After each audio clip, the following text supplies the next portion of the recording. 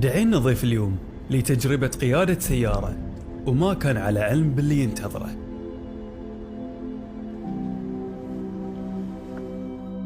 كل السيارات تتحرك.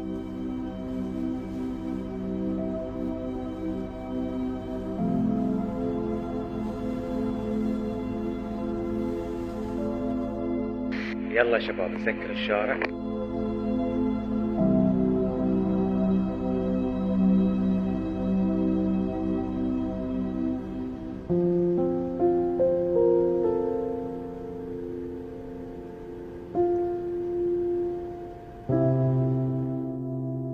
الحين دخلوا الشاشة.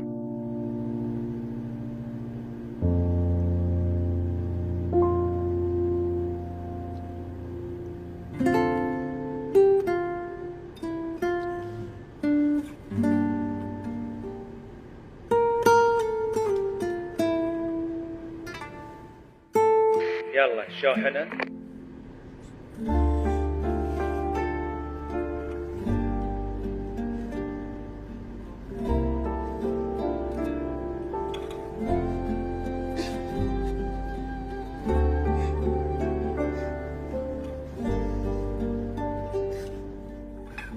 تبديل الإعلان.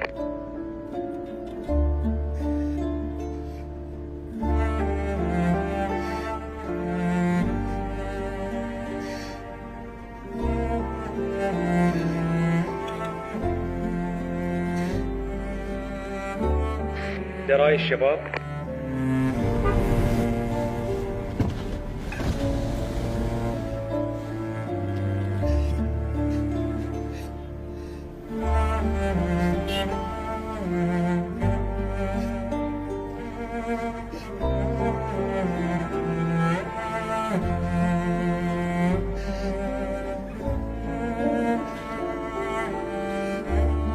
الحين البنات.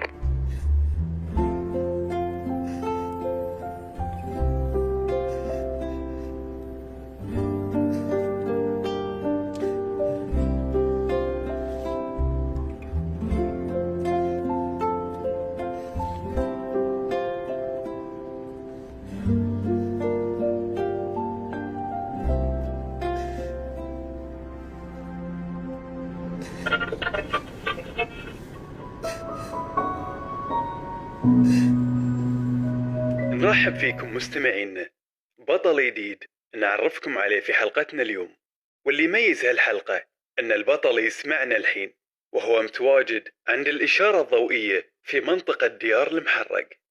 الأستاذ خليل أو أبو الأيتام مثل ما يحبون ينادونه أهل قريته، استحق اللقب كون الأب الروحي لكثير من الأيتام اللي تكفل فيهم ورعاهم ماديا ومعنويا.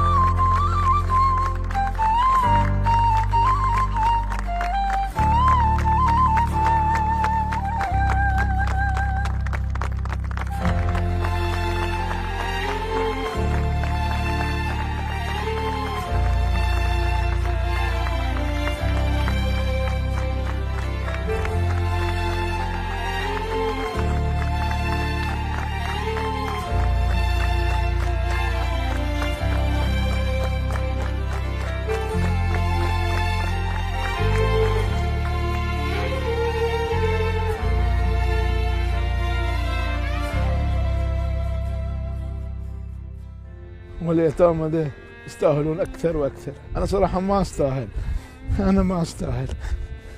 رب العالمين هو الذي أكرمني، أنا ولا شيء، كله من عند الله سبحانه وتعالى. هو شعور لا يوصف أي إنسان إذا الواحد يعني يحس الناس يقدرونه يحبونه، هذا دافع لكل واحد. شكرا لكم واجد واجد صراحة.